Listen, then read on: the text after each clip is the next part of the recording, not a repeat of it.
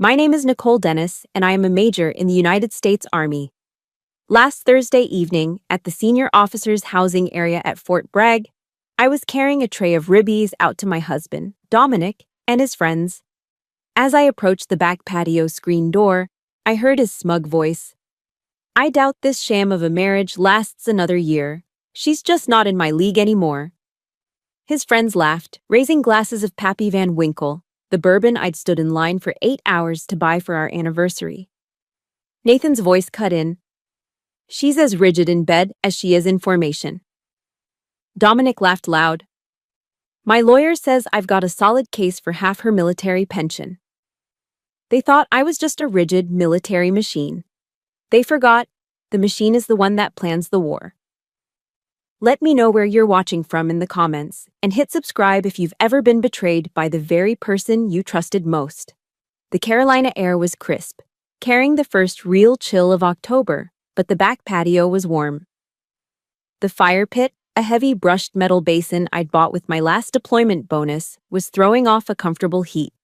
The smell of hickory charcoal from the grill was rich, mixing with the sharp, sweet scent of aged bourbon. I'd been running a field training exercise for 72 hours straight. My bones ached and my eyes were gritty with a fatigue that no amount of coffee could touch. But this was Thursday. This was our routine. Major Dennis ran the field. Nicole Dennis, the wife, ran the household. And Thursday was Dominic's barbecue night. I felt a quiet prickle of satisfaction, the kind that comes from completing a mission. I'd managed to get back to post, shower, change, and get the steaks marinating before his friends, Nathan, Trevor, and Marcus, arrived. They were all dependas, a term we used for military spouses, men who had, in theory, put their own careers on hold to follow their wives. I'd always felt a twinge of sympathy for them. Now, I plated the thick-cut ribeyes, perfectly seared, and balanced the heavy ceramic tray. I was tired, yes, but I was also content. I was being a good wife. I was balancing the demanding scales of my career and my home life. As I slid my hand toward the screen door handle, their voices drifted through the mesh, clearer than I expected. They were laughing. It was a deep, smug laughter, the kind men share when they believe they're safe, unobserved. "I'm telling you, Dom, it's a golden parachute," Nathan said. His voice was oily. "She's been so focused on making battalion commander, she doesn't see anything else." My hand froze on the handle. The tray suddenly felt impossibly heavy, the ceramic cutting into my palms. Dominic's voice, the voice I woke up to every morning, joined in. "I doubt this sham of a marriage lasts another year. She's just not in my league anymore." My breath caught. It felt like a physical blow, a precise punch just below the ribs. Sham? Not in his league. I just spent 3 days in the mud and rain, leading soldiers, managing logistics for a multi-million-dollar exercise, and I'd come home to grill him a steak. His friends roared. I saw them through the screen, silhouetted against the fire. They were sitting on the brand-new teak patio furniture I'd ordered, the furniture my bonus had paid for. They raised their glasses. "To Dominic," Trevor chimed in, finally trading up. And I saw the bottle on the table. It wasn't just any bottle, it was the Pappy Van Winkle. The 20-year. The one I had literally stood in a line for 8 hours at the Fayetteville ABC store to get. A line that snaked around the building, just to surprise him for our anniversary. He was serving my sacrifice, my gift, to the men who were celebrating the end of our marriage. Then Nathan spoke again, and his words were the ones that shattered the glass. "She's as rigid in bed as she is in formation." A different kind of cold, one that had nothing to do with the October night, flooded my veins. It was a violation, a deep, personal humiliation shared among men I'd welcomed into my home. Dominic didn't defend me. He just laughed. It was a loud, barking laugh. "My lawyer says I've got a solid case for half her military pension." "Of course you do," Marcus added. "After all the sacrifices you've made for her career, all the years you've had to put your life on hold, you deserve that money to start over." My own sacrifice, the deployments, the missed holidays, the physical toll, the emotional isolation, flashed in my mind. He was twisting my service into his victimhood. He was planning to steal the only thing I had truly earned for myself, my future. Then the conversation shifted, and the blood in my veins turned to ice. "Just make sure Project Gaslight is solid," Dominic said, his voice dropping to a conspiratorial hush. "The pension is one thing, but I need her command taken away. Her ego's been out of control ever since she got selected for battalion." Project Gaslight? My mind, trained for strategic analysis, snapped into focus. "Don't worry," Nathan said. "The lawyer says we just need to prove she's unstable. Project Gaslight is working perfectly. I've already mentioned to my wife how forgetful Nicole has been. Trevor's wife heard she's been drinking more. Just a few more reports of her forgetting key details or overreacting at a social function. And the command will have to take notice. They'll have to order a psych eval." They weren't just planning to leave me, they were planning to destroy me. They were plotting to use the very system I had dedicated my life to weaponize my service against me and paint me as mentally unstable. This wasn't a divorce. This was an ambush. This was a coordinated attack on my career, my reputation, and my sanity. And the final brutal cut. Nathan, raising his glass of my bourbon, said, "You deserve better, Dom. A real woman, not some copy of General Patton. Just a rigid military machine." Military machine. I stood there, motionless, for exactly 10 seconds. I counted them. 1 Mississippi, 2 Mississippi. My training took over. The shock didn't disappear. It crystallized. The crushing weight of betrayal didn't break me. It forged itself into something cold, hard, and absolutely clear. The hurt was still there, a white-hot core, but it was now encased in the ice of a commander's fury. They had made a critical error. They had mistaken my discipline for a lack of passion. They had mistaken my loyalty for blindness. On 10 Mississippi, I moved. I pushed the screen door open. The hinges gave a high, thin squeak that cut through their laughter like a gunshot.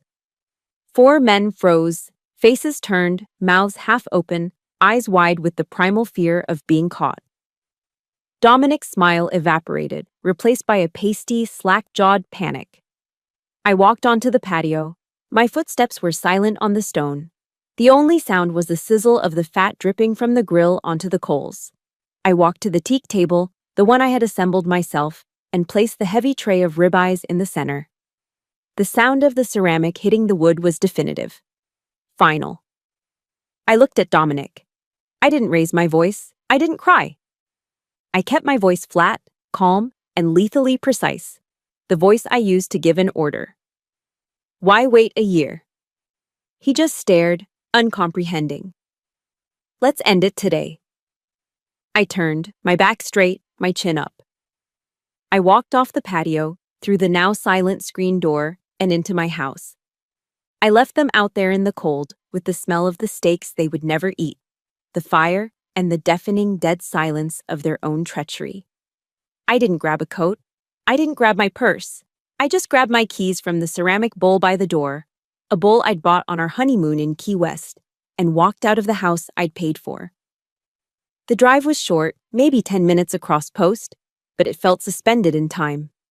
The streetlights of Fort Bragg blurred past the windows of my Jeep, haloed in the damp October air. I drove past the 82nd Airborne Division headquarters, past the rows of neatly parked Humvees, symbols of order and discipline. My world. A world where loyalty was everything, where your word was your bond, where a threat was identified, analyzed, and neutralized. And I had been living with one in my own home for years. I pulled up to the BOQ, the Bachelor Officers' Quarters. It's the military's version of a sterile, no-frills hotel, a place for temporary duty, or, in my case, domestic emergencies. I walked to the front desk, the fabric of my OCPs, my combat uniform, rustling with each step. I was still wearing it. I hadn't even had the thought to change. "Checking in, ma'am," the young specialist at the desk asked, his eyes politely avoiding the fact that I was a major checking into temporary lodging at 2100 on a Thursday. "Yes, specialist, just for tonight." I pulled out the emergency credit card I keep in a pocket on my body armor, separate from my wallet. a card I'd always assumed I'd use if my car broke down on a highway, not if my marriage did. He handed me a key card. Room 217. The room was exactly what I expected. Beige walls, a bed with a stiff patterned bedspread, a government issue desk, and a faint, lingering smell of industrial cleaner. It was temporary. It was impersonal. It was safe. I locked the door, the deadbolt sliding home with a heavy thud. The sound echoed in the small room, and it was that sound, that final definitive click of isolation, that finally broke the dam. The cold fury that had carried me out of the house evaporated, and it just left. I was empty. I sat on the edge of the stiff bed, my hands still clenched at my sides, and for the first time in hours, I allowed myself to collapse. I didn't just cry. It was a complete unraveling.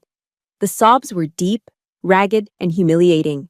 They tore out of my chest, fueled by a shame so profound it choked me. I wasn't crying for lost love. The man I loved, I realized, had probably never existed. I was crying for the fool. For me. I was crying for the humiliation of it all. I am Major Nicole Dennis. I lead soldiers. I analyze complex battlefield intelligence.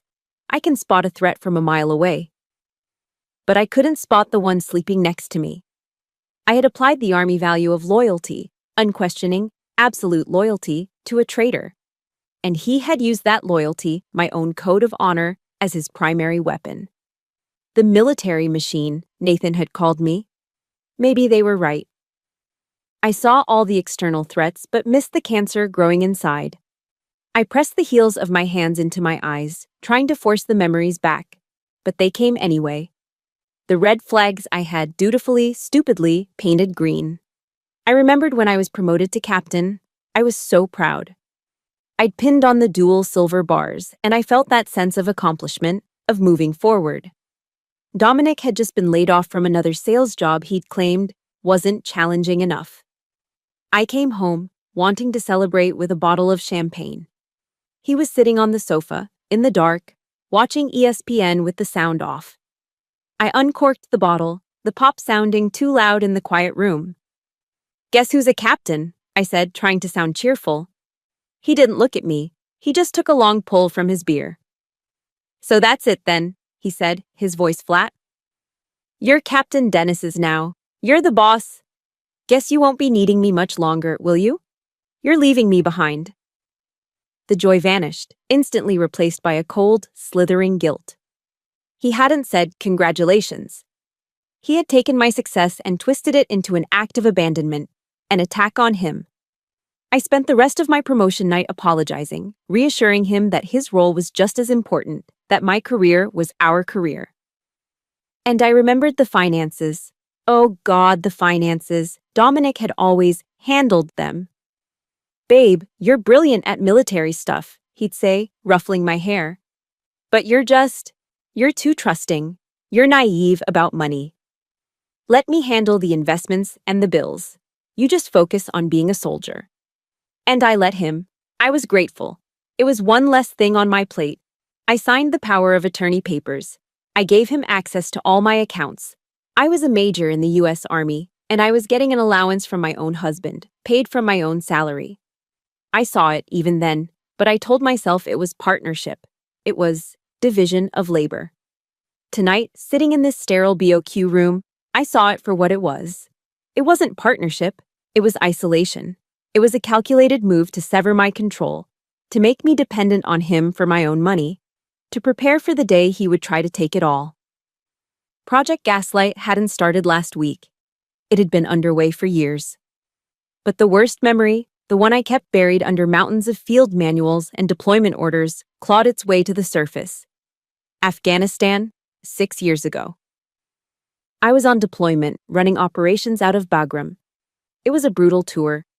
We were taking a lot of contact, and I was pregnant. We'd been trying for a while, and it had finally happened. I was terrified, but I was also hopeful. It was a small, secret piece of light in a very dark place. Then, at 14 weeks, I miscarried. It happened violently, quickly, in the middle of the night on the cold floor of a plywood hut. When I was stable, I got to a satellite phone to call him. I needed my husband. I was broken, I was bleeding, I was 7,000 miles from home, and I had just lost our child. I was sobbing so hard I could barely speak. There was a long silence on the other end of the line, just static. I remember thinking the call had dropped. "Dominic?" I whispered. "Did you hear me?" His voice came back, not sad, not comforting. It was cold, analytical. "Yeah, I heard you," he said. And then he said the words that I would never, ever forget. "Maybe it's a sign, Nicole. You've been so focused on the job. You're always in the field, always gone.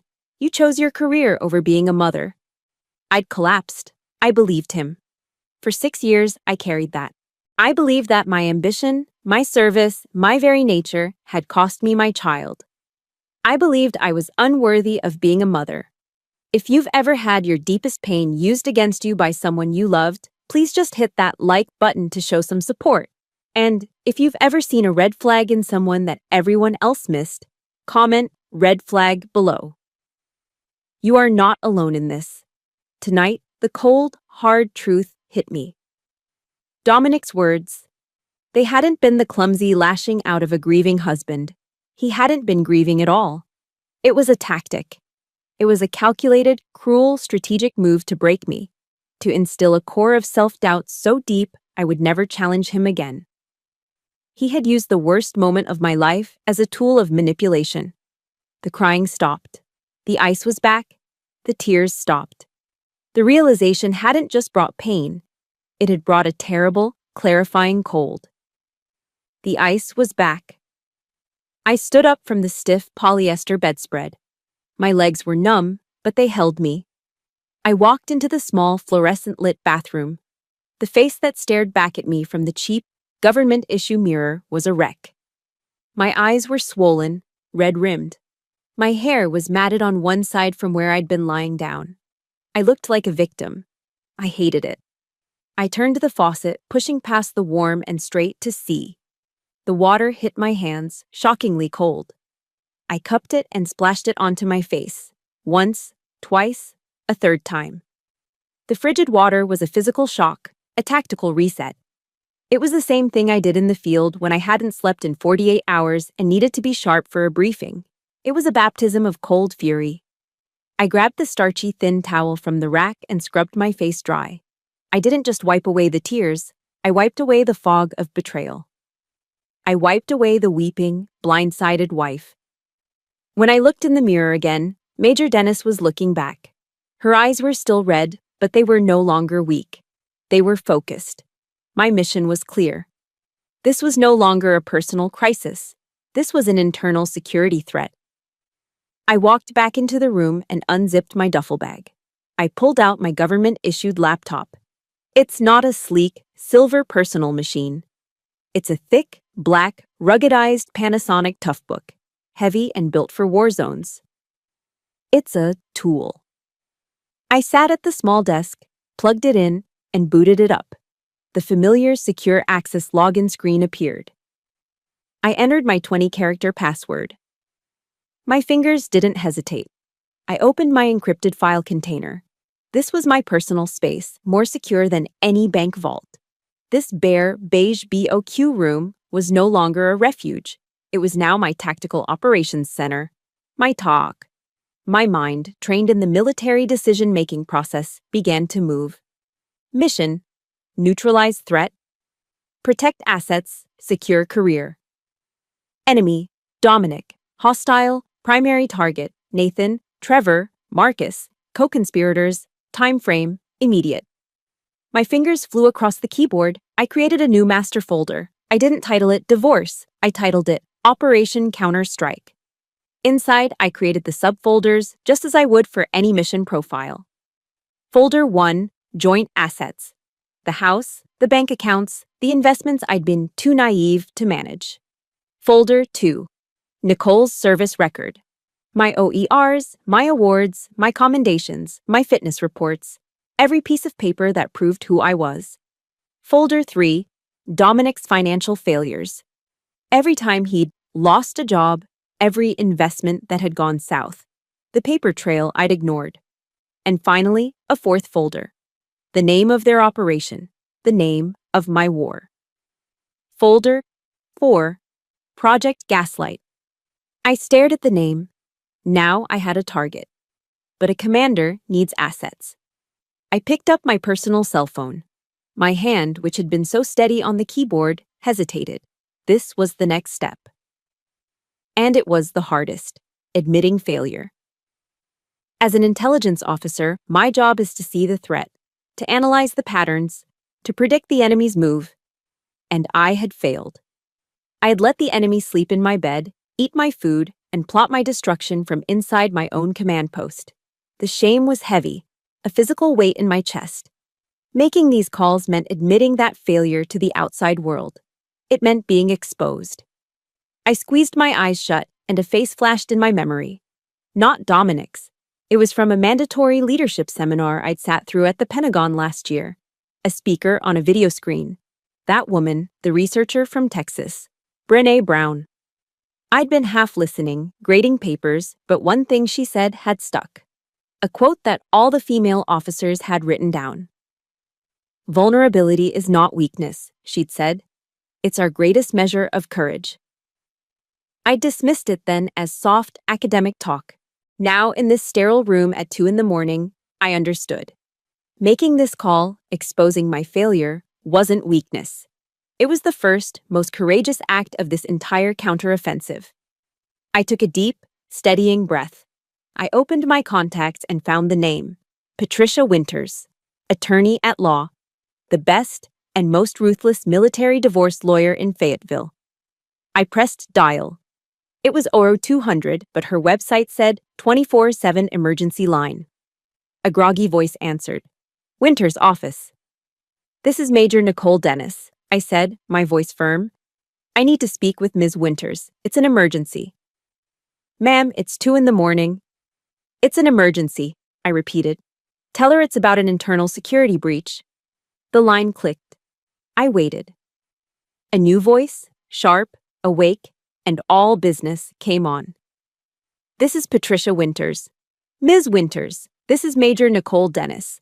I have a situation. The shame rose up again, hot in my throat. I need an emergency restraining order. I need an immediate freeze on all joint assets. My husband, he is actively plotting to subvert my career. There was a silence on the other end, but it was a calculating silence. Major Dennis, Patricia said finally, her voice like ice. I'm glad you called. Your husband, Dominic, tried to retain my services 3 hours ago.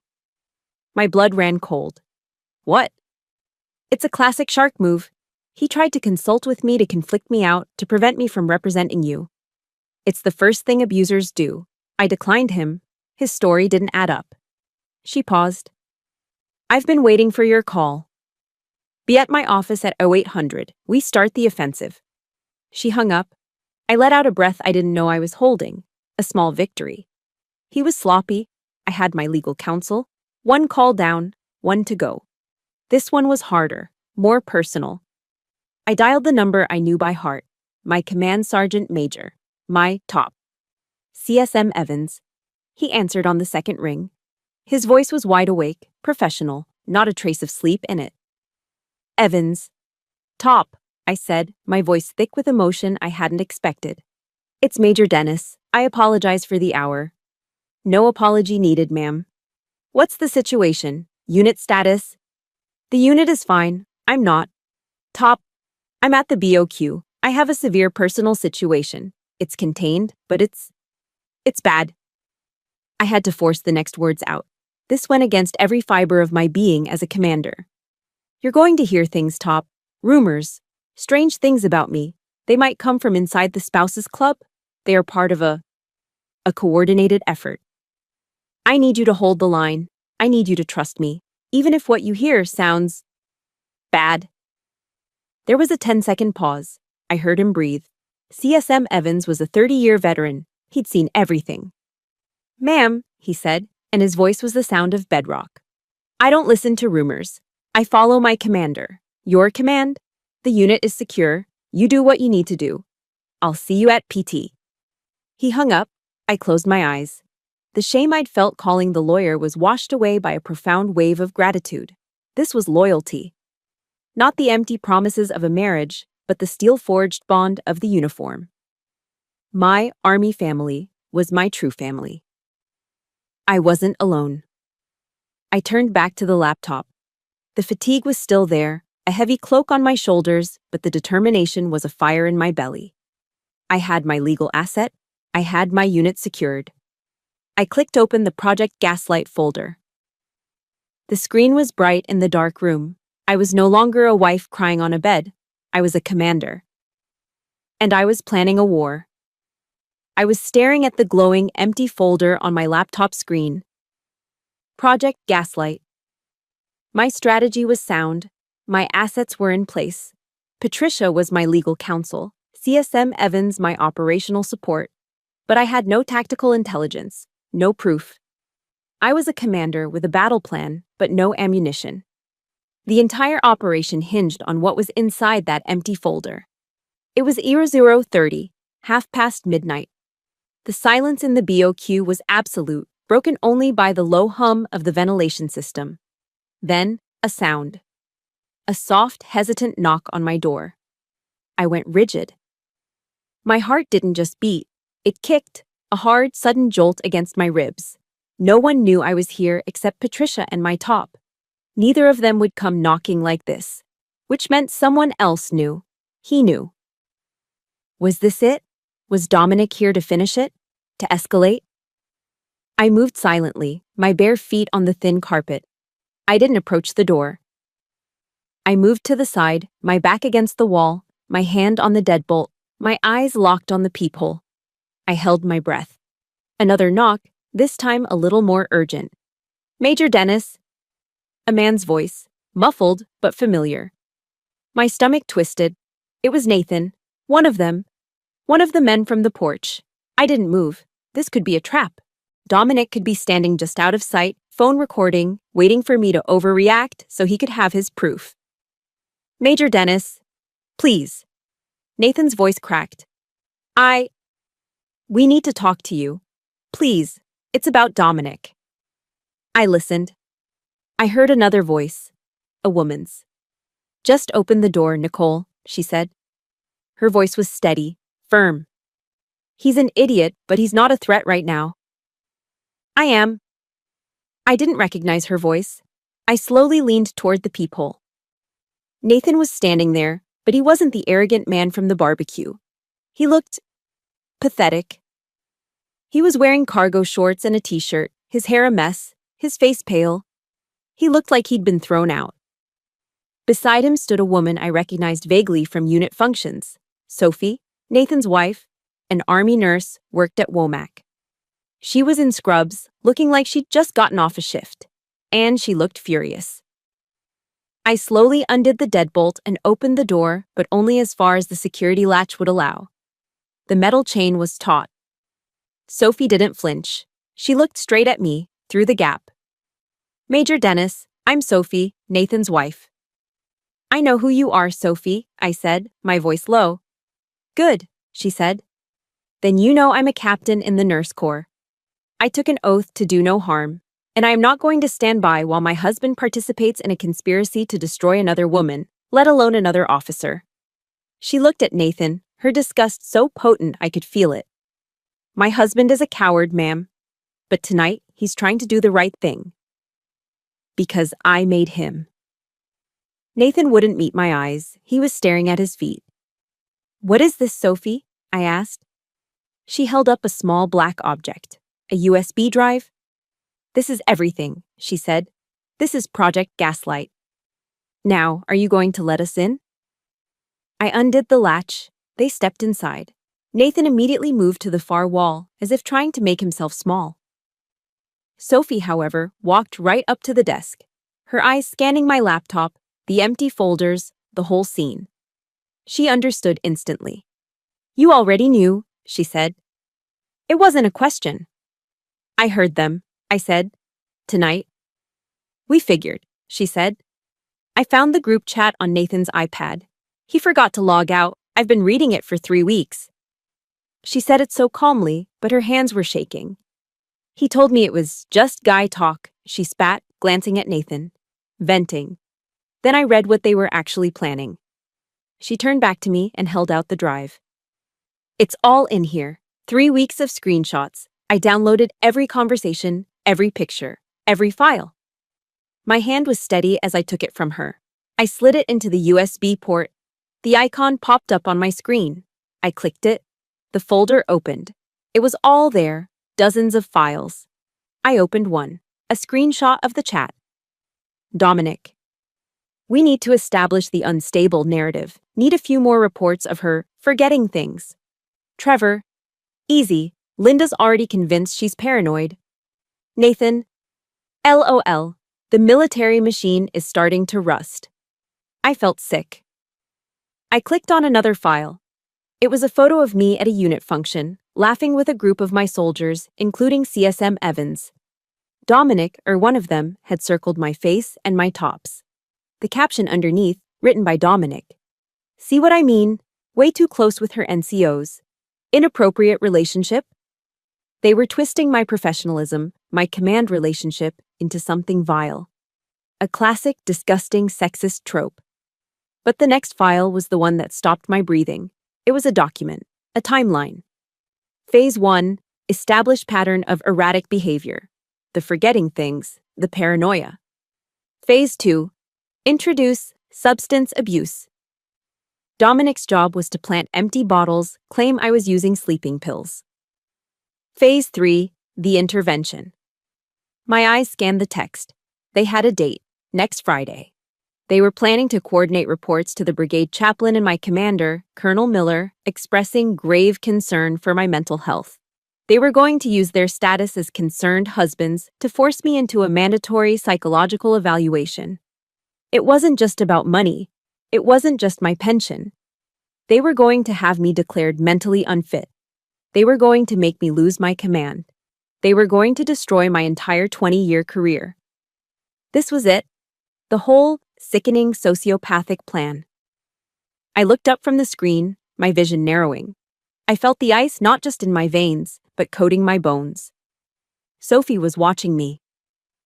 They want to ruin you, she whispered, her nurse's composure finally cracking. Just because you're you. And he's not. The bitter truth of it hung in the air. The petty, jealous rage of a man living in the shadow of his wife's success. As if on cue, as the clock on my laptop clicked over to 0300, my phone buzzed on the desk. A number I didn't recognize. I answered, putting it on speaker. Dennis. A shaky voice. Nicole? Is this Major Dennis? This is she. Who is this? This is Linda. Linda Chin. Trevor's wife. My eyes met Sophie's. She nodded. Nicole, I'm so sorry. Linda's voice was a rush of panic. I'm at my sister's house. I had to get out. My husband, he came home drunk tonight, bragging. Bragging about what, Linda? I asked, my voice dangerously calm. About Dominic. About the plan. About Project Gaslight. About how they were going to get all this money from you. How Dominic was going to have you put away. He's a monster, they all are. She was crying now. I started recording him on my phone. I got it all, Nicole. I got him bragging about the whole thing. I'm filing for divorce in the morning. I'll send you the file. I'm so sorry. She hung up. The room was silent again. I looked at Nathan, cowering by the wall. I looked at Sophie, her face a mask of resolve and shame. Then I looked back at my laptop. The Project Gaslight folder wasn't empty anymore. It was full. The screenshots, the timeline. And now, an audio file on its way. My hand was no longer shaking. I had my ammunition. I had my weapons. I didn't sleep. After Sophie and Nathan left, I spent the next 2 hours in that cold BOQ room, the glow of the laptop screen painting my face blue. I went through every file on that USB drive, every screenshot, every message, every poisoned word. I read them until the initial shock and rage wore off, and all that was left was a cold, hard certainty.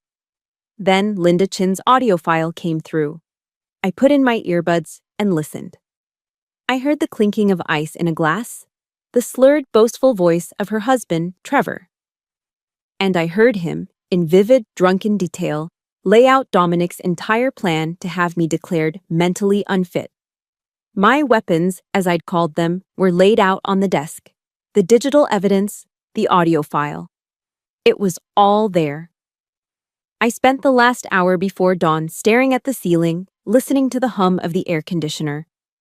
Linda's last words to me echoed in my head. They won't stop. I knew she was right. The timeline I'd read proved it. Their Phase 3 was scheduled for next week. But I was wrong about the timeline.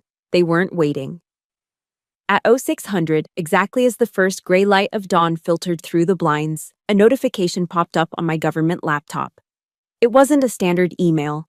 It was a high-priority calendar invite from the Brigade XO. My heart didn't just sink, it plummeted. The subject line was sterile, official. Subject, meeting with Brigade Commander, time, 1000. Location, Brigade HQ, conference room. Attendees, COL Miller, MAJ Dennis. Notes, regarding an urgent personal matter. I stared at the words. An urgent personal matter. He'd done it. He'd struck first. He must have realized something was wrong when I didn't come back. He'd panicked and accelerated his plan. While I was gathering my weapons, he was already on the battlefield, firing the first shots. I was reaching for my phone to call Patricia when it buzzed on the desk beside me. Her name lit up the screen. I snatched it up. He's here, isn't he? I said. No hello. He's not just here, he's desperate. Patricia's voice was sharp, all business. Nicole, Dominic called my office at 5 this morning, crying, tried to hire me. What? It's a classic bottom feeder tactic. It's called conflicting out. He tries to have a consultation with me, even for 5 minutes, so that I'm legally and ethically barred from representing you. It's what panicking, guilty men do. My stomach tightened. He was smarter than I thought.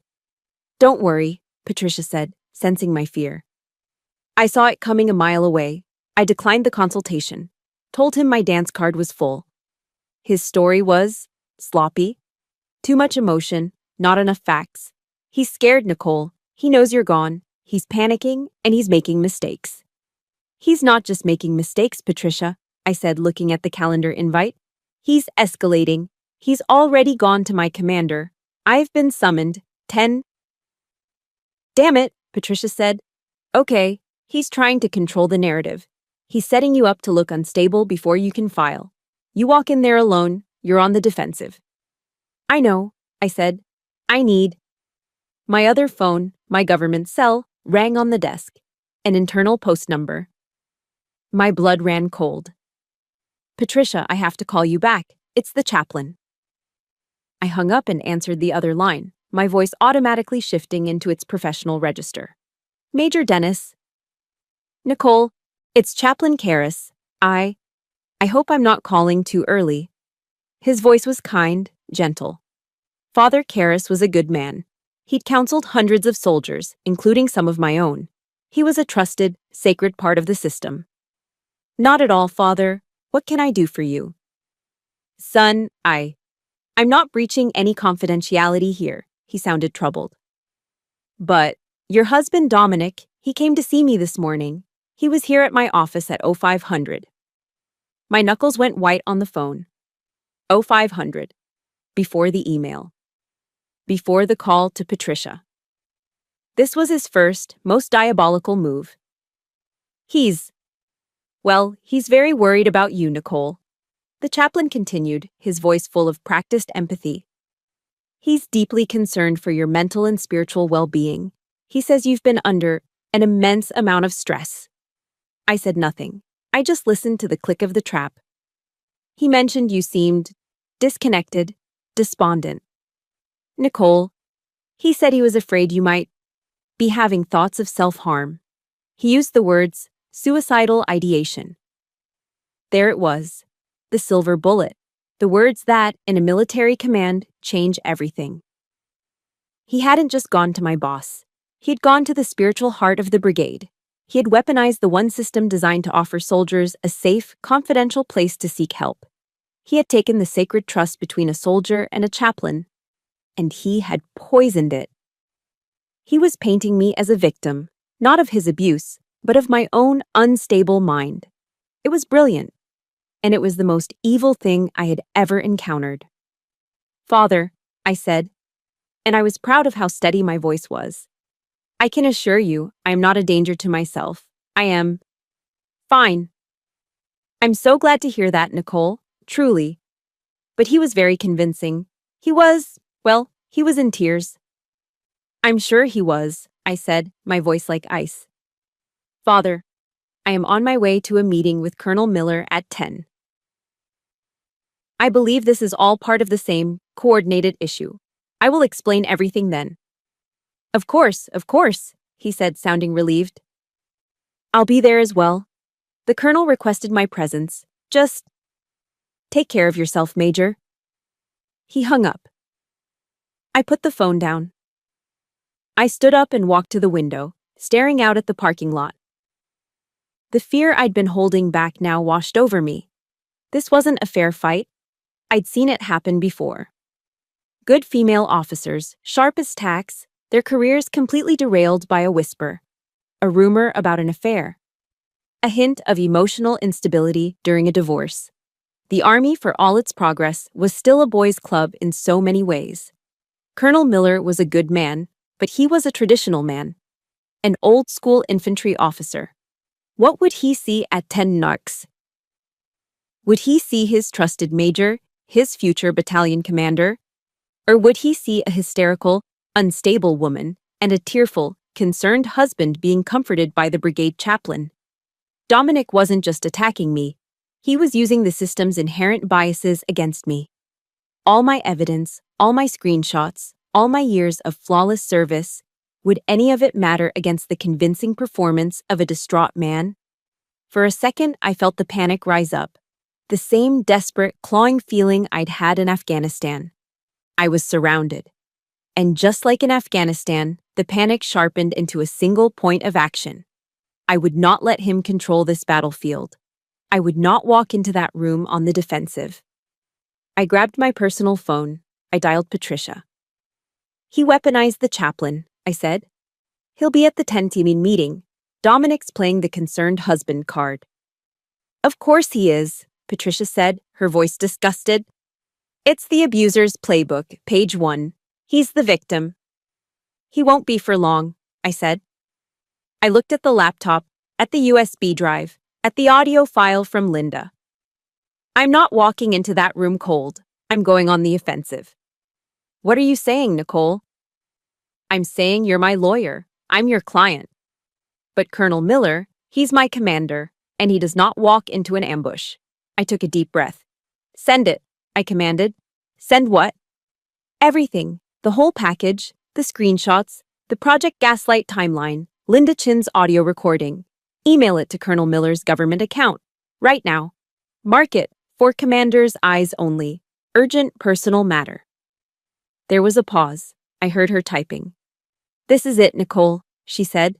"Once you do this, the war has started." "The war started last night," I said. "It's time my commander had the right intelligence report." The send button clicked. It was done. The digital package, the screenshots, the audio file, the timeline, was now in Colonel Miller's inbox. The preemptive strike was launched.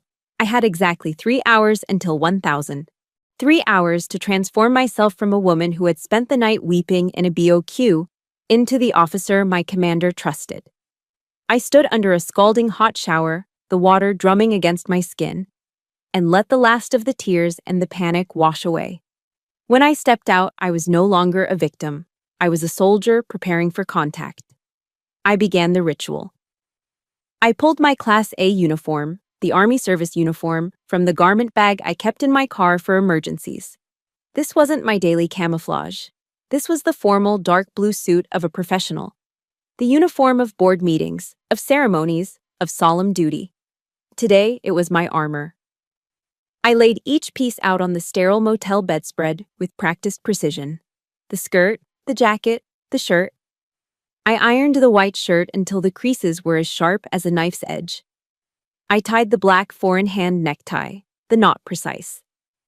As I was buttoning the shirt, my personal cell phone, the one on the nightstand, buzzed. I glanced at the screen. A number from Ohio. Dominic's mother. My stomach coiled. Of course. He had failed to trap me, failed to conflict out my lawyer, so he had called in his matriarchal air support. I let it ring 4 times, then I answered. My voice was flat. This is Nicole. Nicole. Oh, thank God. Her voice was a practiced quiver of false concern. Honey, what is happening? Dominic called me. He was hysterical. He said you're having some kind of psychological crisis? I said nothing. I just listened. He said you threw him out of the house, she continued, her voice rising. Nicole, how could you? After everything he's done for you.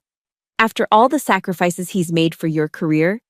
You can't just throw him away like this. He loves you. A white-hot, silent rage flashed behind my eyes. His sacrifices. The man who drank my Pappy Van Winkle while planning to take my pension. The man who had been unemployed for 3 of the last 5 years, living in my house, driving my car while I was in Afghanistan. The manipulation was so blatant, so familiar, it was almost insulting.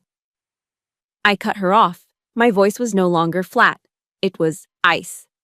Ma'am, I said, using the formal term. You should ask your son about Project Gaslight. Project? What? I don't know what that means. He just said you were unstable. You need to ask him what that means, I repeated, my voice leaving no room for argument. And then you should ask him about a woman named Candace in Las Vegas. Do not call me again. I hung up the phone before she could speak another word. I turned back to the mirror. The anger didn't make me shake. It made me focused. His sacrifices. I picked up the jacket of my uniform. It was heavy with metal. My decorations. My service. My eyes locked on one. The Bronze Star. Awarded for meritorious service in a combat zone. I thought of the rocket attack that earned it, the ringing in my ears, the dust, the fear. I looked at another. The Afghanistan Campaign Medal. I thought of the Christmases I missed. The anniversaries spent on a fuzzy video call. The sheer, grinding exhaustion of deployment. I thought of the call. The call where I told Dominic I had miscarried. The call where he blamed my career. This was sacrifice. This was 20 years of my life, my sweat, my blood, etched in metal and ribbon. And that man, that dependa who had sacrificed nothing, thought he could take half of it by calling me crazy. He thought he could trade his lies for my blood. The anger settled, cooling from a raging fire into a solid core of cold, hard steel. This wasn't a divorce, this was a counterintelligence operation. And I would not fail. I slowly, meticulously, pinned my ribbons to the jacket, each one perfectly aligned, 1/8 of an inch above the pocket. This wasn't just my armor. This was my resume. This was my truth. This was the unassailable record of who I was, a record that no lie from a bitter, insecure man could erase. As I prepared to walk out the door, a sudden, clear memory surfaced. My grandmother, a tough-as-nails woman from rural America who raised a family while my grandfather was in Vietnam. I was 19, leaving for basic training, terrified. She'd held my face in her hands and said, "Nikki, you remember this, and you remember it good. The good Lord promised, no weapon formed against you shall prosper." I wasn't a particularly religious woman, but as I stood in that BOQ room, the words echoed in my head, a gift from my ancestor. No weapon formed against you shall prosper. Dominic had formed his weapons. The lies, the gaslighting, the manipulation. They would not prosper. I took a deep breath. The anger was gone, replaced by a profound, chilling calm. The calm of a commander just before the battle commences. I stepped out into the bright North Carolina morning. The walk to brigade headquarters was only a few blocks. Each step was measured, my heels clicking on the pavement in a steady, determined rhythm. It's a terrible feeling, walking into a battle you never asked for, but one you know you have to win. If you've ever had to put on your own armor, whether it's a uniform or just a brave face, to face someone trying to tear you down, please hit that like button to show some support. And tell me in the comments, what does your armor look like? As I approached the headquarters building, I saw him, CSM Evans, my top. He was standing at the entrance, not casually, but as if on watch. He was in his own full uniform. He must have known this meeting was happening. He was there to bear witness. He didn't say a word. He just watched me approach. As I reached the steps, his eyes met mine, and he gave me one sharp, definitive nod. It said everything. "I'm here, ma'am. The unit is secure. Go handle your business." "Good morning, Top," I said. "Good morning, ma'am." His voice was a low rumble. "The colonel is waiting." I nodded. I pushed open the heavy glass doors and walked into the air conditioning, my footsteps echoing on the polished linoleum floor. The door to the main conference room was open. I stepped inside. The room was long and dark, dominated by a heavy mahogany table. At the far end sat Colonel Miller, his face an unreadable mask. Beside him sat Chaplain Karras, looking deeply uncomfortable. My lawyer, Patricia, was on the left, her briefcase open, and on the right was Dominic. He was already there.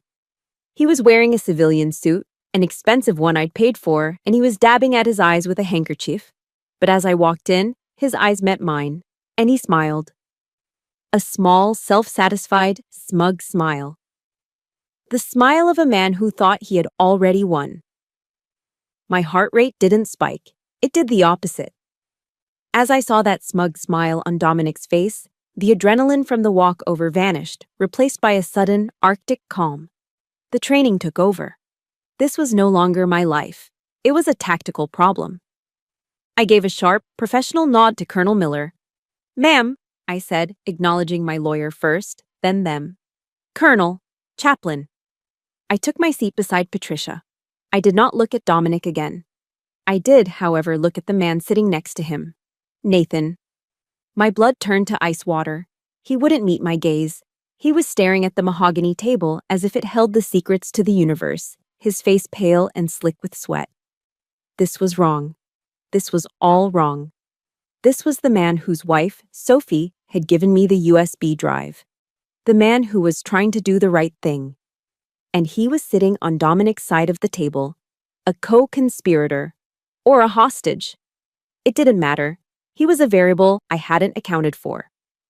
"Thank you all for being here," Colonel Miller began, his voice flat, revealing nothing.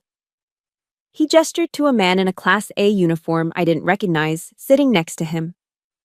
"This is Major Rourke from the JAG office. He's here to observe and advise on behalf of the command." A JAG officer, a lawyer for the Army. My stomach tightened, but I kept my face impassive. This had escalated beyond a personal matter. "Chaplain Karras is also here," Miller continued, "at my request, given the nature of the allegations." "Ma'am," he nodded to Patricia. "I see you are here representing Major Dennis."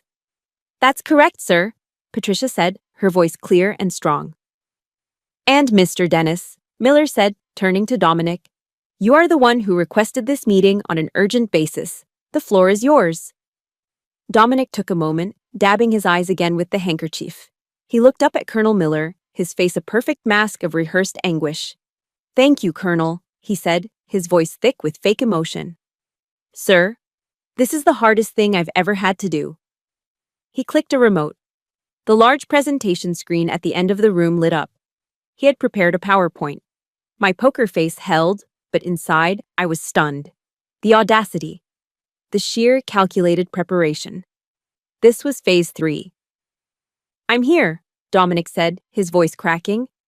As a concerned husband. Sir, I love my wife, but I am terrified for her." He clicked to the next slide. "The pressure of her career," he said, shaking his head sadly. "The upcoming command. It's become too much. It's causing a break. A serious mental health crisis, and I am scared she is going to hurt herself." I didn't look at him. I watched Colonel Miller. Miller's face was stone. I've tried to help her, Dominic continued. I've tried to be supportive, but she's been irrational, forgetful, and she's been self-medicating. He clicked the remote again. A new slide appeared. It was a picture. It was me. I was slumped over my desk in my home office, in my PT uniform, completely asleep. The photo was taken from the doorway. I remembered that night. It was 3 weeks ago, right after the 72-hour field exercise. I had been awake for nearly all of it, and when I got home, I'd sat down to take my boots off and had simply passed out at the desk.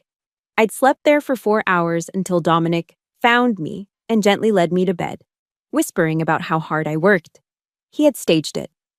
I found her like this, Dominic said, his voice choked with a sob. I found this empty pill bottle next to her. He gestured to the photo where, in the corner of the desk, a bottle of Ambien was visible. My prescription.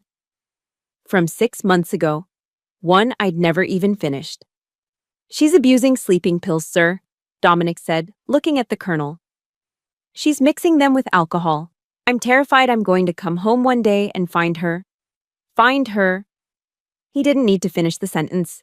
He had just painted a picture of an unstable, suicidal officer for her commander. The room was silent. I could feel the chaplain's eyes on me, full of pity. I could feel the JAG officer's eyes, sharp and analytical. I did not move. I did not blink. I stared at the screen, at the betrayal. He had weaponized my exhaustion. He had turned my 20 years of service, the very grit the Army demanded of me, into a symptom of a disease. And, sir, Dominic said, his voice dropping, there's more. He clicked the remote, a new slide. My breath caught. It was another photo. This one was from the brigade Christmas party last year. It was me and CSM Evans. We were standing by the punch bowl, laughing.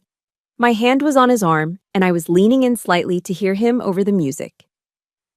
It was a perfectly innocent, normal moment. A commander and her senior enlisted advisor, her top, enjoying a moment of holiday cheer. But Dominic, the master manipulator, had cropped it. He'd zoomed in, making the innocent touch on the arm, the shared laugh, look intimate. I don't know what to think about this, Colonel, Dominic said, his voice dripping with insinuation.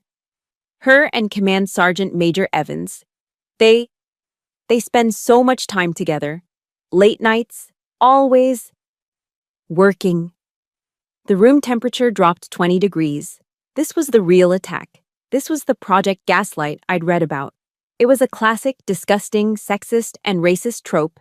The unstable female officer sleeping with her subordinate. He was trying to destroy 2 careers, 2 families, with one lie.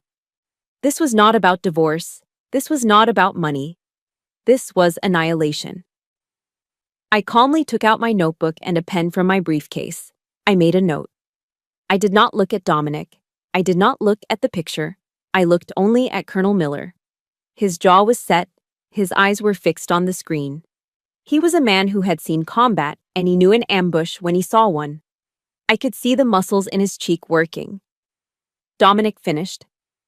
Sir, I want my wife back. I want her to get help. Before it's too late. He sat down, putting his head in his hands, his shoulders shaking with silent, fake sobs. The performance was complete. The room was suffocatingly silent. The only sound was Dominic's sniffing. I watched Colonel Miller. He sat back in his chair. He looked at Dominic, then at the chaplain, then at the JAG. Then his eyes settled on me. I met his gaze. My back was straight. My hands were steady on my notebook. My poker face was absolute. I was a major in the United States Army, in full uniform, ready to give my report. Colonel Miller, to his credit, did not look at me with pity. He looked at me like the officer I was. He took a slow, deliberate breath. I saw his eyes flick down for just a fraction of a second to a folder on the desk in front of him. The folder Patricia had emailed. He looked back up at me. Thank you, Mr. Dennis. The colonel's voice was a low, dangerous rumble. That was very disturbing. He turned his full attention to me. Major Dennis, do you have anything you wish to present? Colonel Miller's question hung in the air, sharp as a scalpel. Major Dennis, do you have anything you wish to present? Dominic was still sniffing, his head bowed, the picture of the grieving husband. He shot a quick, triumphant glance at me from under his brow, confident his performance had sealed my fate. I stood up. My chair didn't make a sound on the carpet. My voice was clear, cold, and amplified by the sudden, dead silence in the room. Yes, sir, I do. I met Colonel Miller's gaze. Thank you, Colonel. I do not have a presentation regarding my mental health. I nodded to Patricia, who plugged my government laptop into the console. The main screen flickered, then lit up, replacing Dominic's photo of me and CSM Evans. My slide was simple. Black background, white text.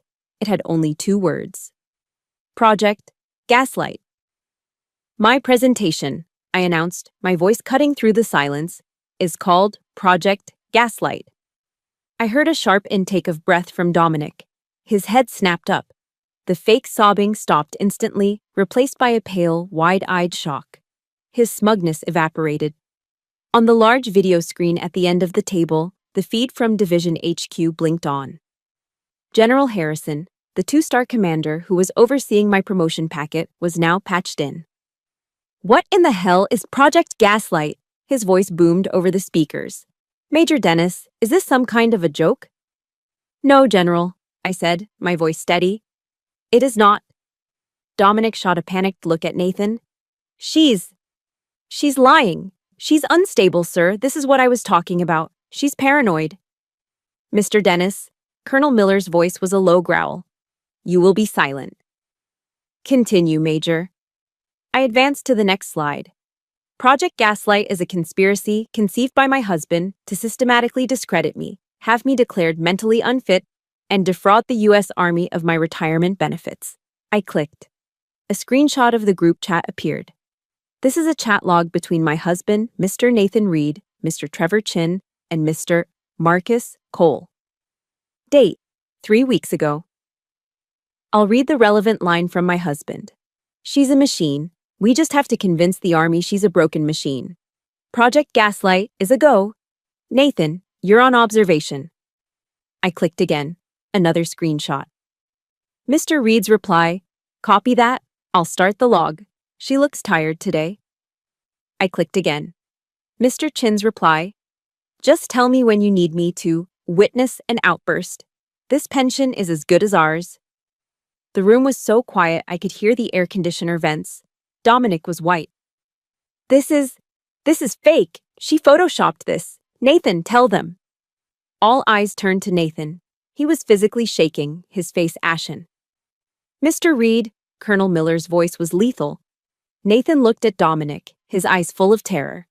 He looked at me, his face full of shame. He looked at the general on the video screen. He stood up, his chair scraping loudly on the floor. Sir, he stammered, his voice cracking. Sir, I... Tell them, Nathan, Dominic hissed, his voice a venomous whisper. Tell them she's a liar. It's true. Nathan choked out, the words tumbling out in a rush. It's all true. I didn't want to. Dominic said, he said it was just a way to get leverage in the divorce. He said she wouldn't be hurt. He promised me a cut. He finally looked at me, tears streaming down his face. Major, I'm sorry. I was wrong. This was a conspiracy. I'll testify. I'll sign anything. My wife, Sophie, she found out. She made me come here. You weak, pathetic idiot! Dominic lunged at him, but he was just an enraged man in a suit, and he stopped short of touching him.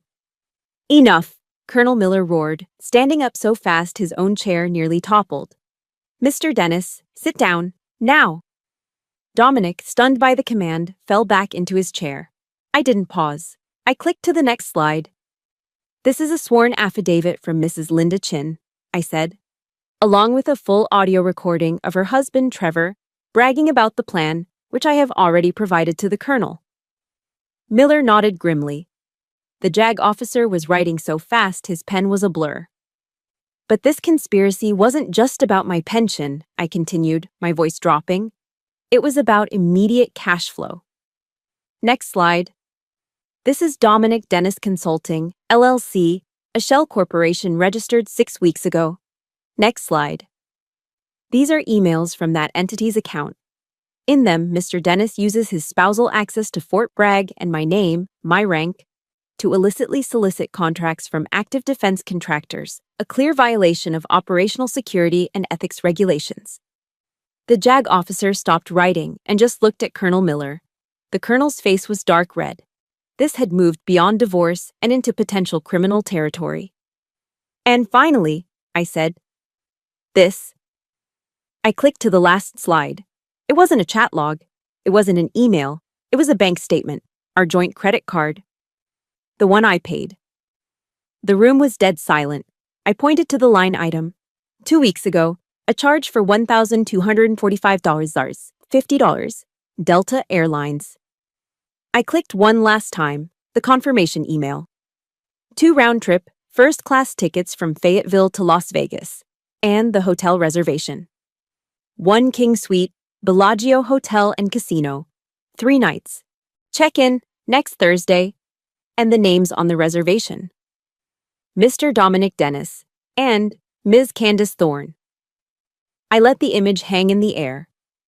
The conference in Las Vegas, I said softly, was scheduled for the exact same week. Project Gaslight was intended to have me committed for a 72-hour psychiatric evaluation.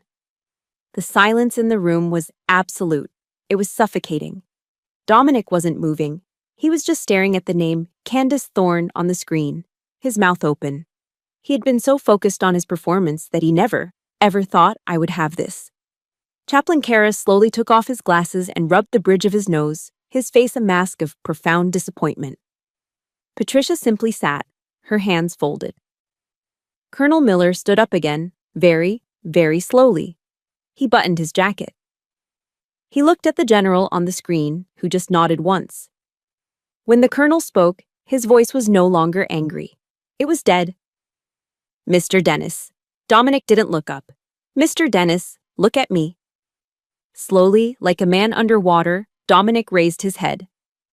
For 20 years, the colonel said, his voice quiet but shaking with controlled rage, Major Dennis has served this nation. She has led soldiers in combat. She has missed holidays, anniversaries, and God knows what else in service to this army.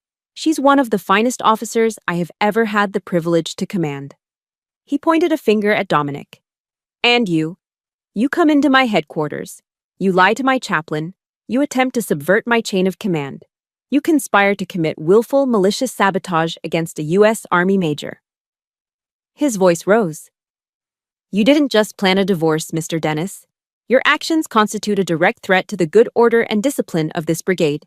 Your Project Gaslight is a direct assault on the readiness of my command. This is not a family matter. This is a matter of national security. He hit the intercom on his desk. His voice was sharp. Top, send in the MPs. The door opened and 2 military police officers stepped inside, accompanied by CSM Evans. Sir? One of the MPs asked. This man, Colonel Miller said, pointing at Dominic, is to be escorted from this building. He is to be processed for conspiracy and willful sabotage of a U.S. service member. His access to Fort Bragg and any other military installation is hereby permanently revoked. Get him out of my sight, immediately. Dominic just crumpled. The expensive suit, the smugness, the lies, it all collapsed. He was nothing. A hollow shell. Nicole, he whispered, his voice desperate. Nicole, please. Don't let them. I looked at him, not with hate, not with pity, with nothing. He was a variable that had been neutralized. The MPs didn't wait. They each took an arm and hauled him to his feet. He didn't even have the strength to stand. He just sagged between them, his $1,000 shoes dragging on the carpet as they pulled him from the room. The door clicked shut, and the battle was over. The door clicked shut. For a full 10 seconds, nobody in the conference room moved. The silence was heavier than the gunfire I'd heard in Afghanistan. It was the sound of a life being irrevocably altered. Colonel Miller finally broke it. He let out a breath that seemed to carry the weight of the entire morning. He looked at me, his eyes no longer angry, but filled with a deep, professional exhaustion. "Major Dennis," he said, his voice quiet, "you have my profound apologies. I am sorry you had to endure this. Your name is cleared. This meeting, this complaint, is officially expunged. The General sends his regards and his apologies as well." "Thank you, sir," I said. My own voice sounded distant. "Chaplain," the Colonel said, turning, "please, see what you can do for Mr. Reed. He made a terrible mistake, but he came clean." Nathan was still standing where he'd confessed, tears streaming down his face. The chaplain just nodded and walked over, placing a hand on the younger man's shoulder. "And Major," Miller said, looking back at me, "go home. Take the rest of the day. Take the week. Your unit is secure." "Thank you, sir," I said again. Patricia and I stood, gathered our laptops, and walked out of the conference room. The adrenaline was gone. It had drained out of me the moment the MPs hauled Dominic away, leaving behind a hollow, vibrating emptiness. My legs felt like they were filled with sand. As we stepped out into the main hallway of the brigade headquarters, CSM Evans was standing there, as if he'd been waiting. He didn't say much. He just looked at me, his eyes assessing, and gave me a single, sharp nod. "Well done, ma'am," he said, his voice a low rumble. "Thank you, Top," I replied. "Thank you for everything." "Just doing my job, ma'am," he said. And with that, he turned and walked back to his office. That was it. The world was back on its axis. Patricia touched my arm. "Are you okay to drive? I can call you a ride." "I'm fine," I lied. "I just need a minute." "You did the right thing, Nicole," she said. "Call me tomorrow." I nodded, and she walked away, leaving me alone in the hallway. I stood there for a moment, just breathing. The battle was over. I walked out of the HQ building into the bright, cool October sunlight of North Carolina. It felt blinding. And then I saw them. Standing near the parking lot, shifting nervously from foot to foot, were Sophie Reed and Linda Chin. They hadn't left. They had been waiting.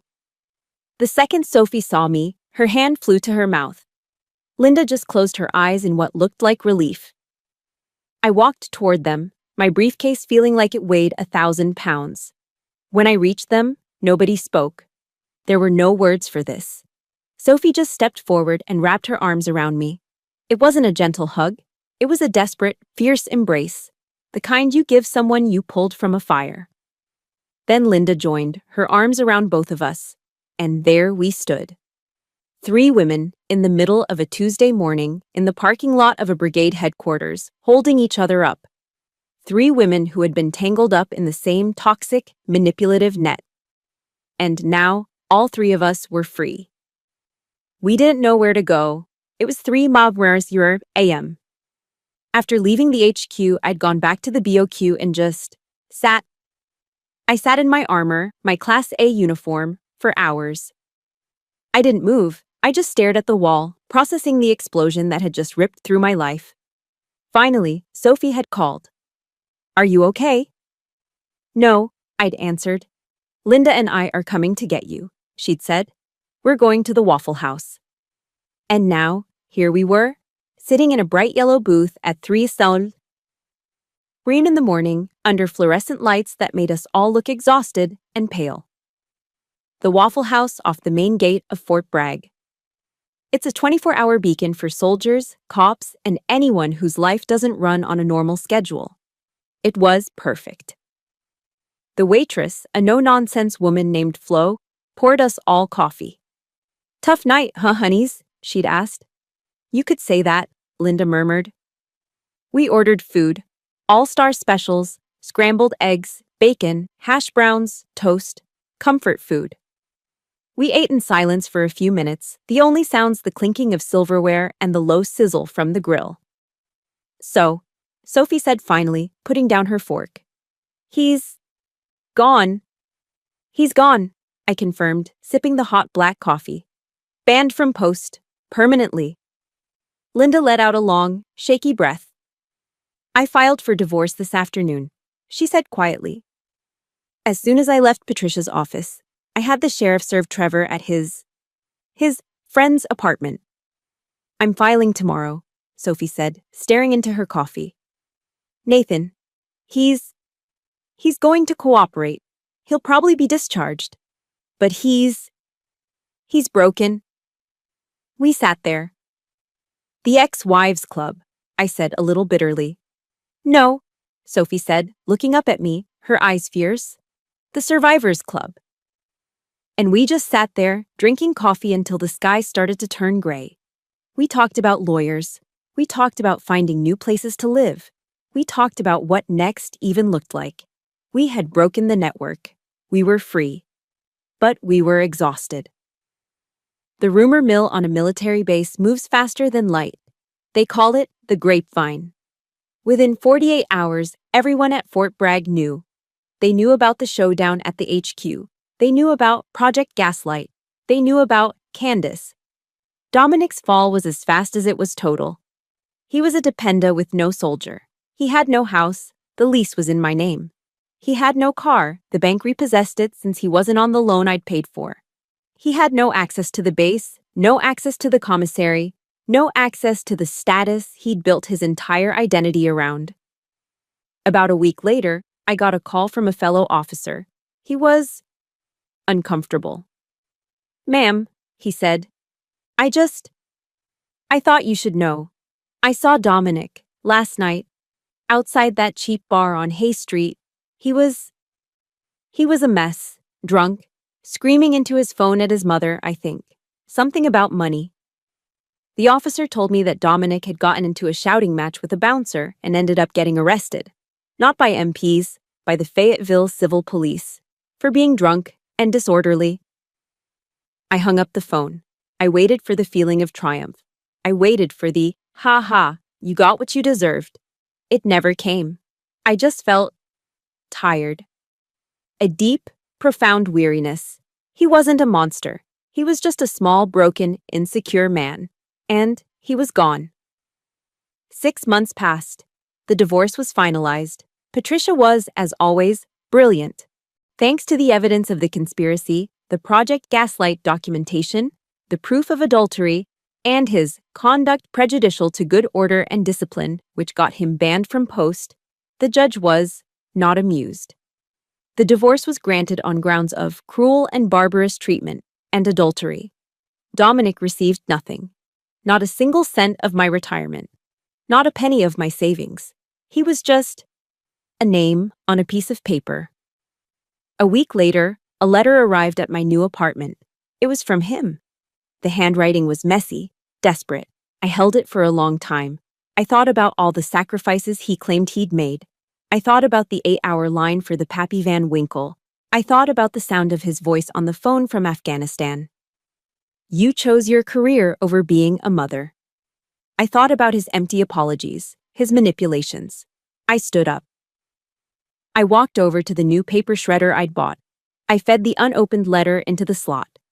The machine whined to life, and I watched as his words, his excuses, his last attempt to take up space in my head were turned into thousands of tiny, meaningless strips of paper. I emptied the bin into the trash. The boundary was set. It was final. The shredder's noise was the last sound of my old life. The silence that followed was the first sound of my new one. Time, for a soldier, is measured in assignments. My old assignment, being Dominic's wife, was over. My new one, my promotion to battalion command, was just beginning. A year and a half after I walked out of that conference room, I was no longer Major Dennis. It was Lieutenant Colonel Dennis. I was standing in a classroom at the Non-Commissioned Officers Academy, not as a student, but as a speaker. My audience wasn't a panel of colonels. It was a group of young, sharp, female captains, all hungry, all ambitious, all wondering how to navigate the complicated path I'd just walked. One of them, a smart young officer from the 82nd Airborne, asked a question. Ma'am, how do you handle it? When they, when they try to make you feel small, when they use your Emotions against you. I smiled. It was a real smile, soft and knowing. I looked at the faces in that room, the future of the army. They will, I said, my voice quiet but filling the room. They will try to tell you that you are too emotional. And when you show no emotion, they will tell you that you are too tough, too cold, a machine. They will try to put you in a box. Your job is to never, ever let them. I leaned against the podium. The world will wound you, I told them. That is a guarantee. Your armor won't always protect you. People you trust will let you down. You will fall. The wound is not the point. The wound is not the end of your story. It's the beginning of your wisdom. I paused, letting them take that in. There's a saying from a very wise woman, Oprah Winfrey. She said, "Turn your wounds into wisdom." My project Gaslight was a wound. It was deep, and it was poisoned.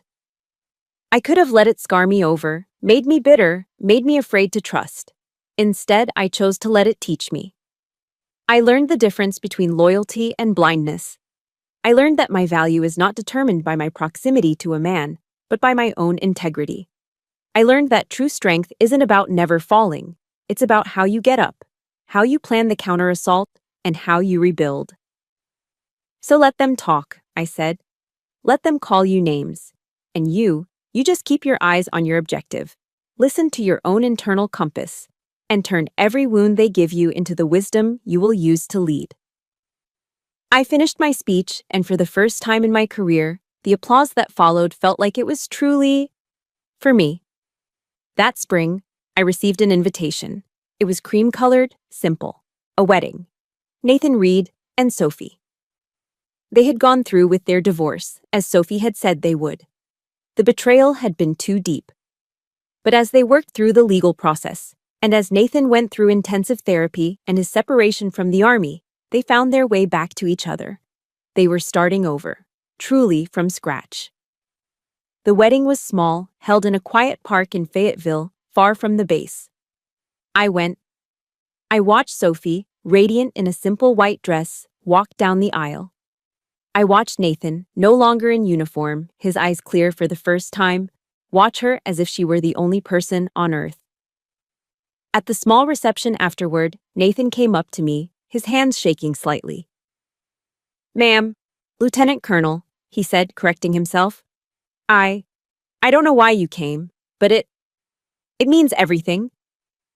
"It was a beautiful ceremony, Nathan," I said. He looked down, then met my eyes. His were filled with a shame that was old, but a resolve that was new.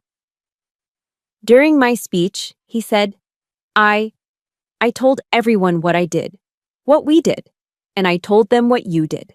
I wanted you to hear this from me. I failed. I failed as a soldier, I failed as a friend, and I failed as a man.